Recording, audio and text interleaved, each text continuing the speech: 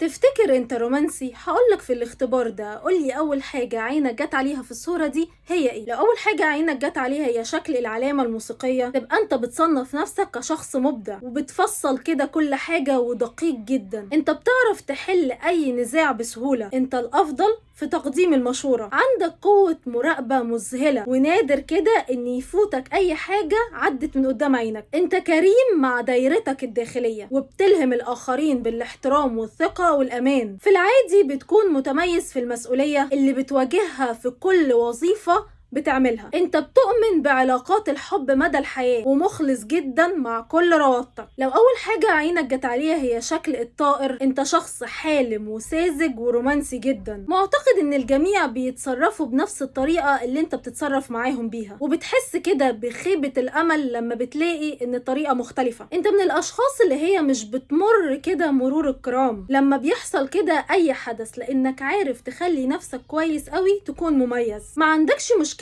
ابدا انك انت تعرف تبتدي كلام مع الاخرين او الغرباء. انت بتحب انشاء روابط جديدة. انت مميز علشان خاطر ايجابي وحيوي. قولولي في الكومنتات شفتوها ايه، وما تنسوش تعملوا لايك وحركة الاكسبلور.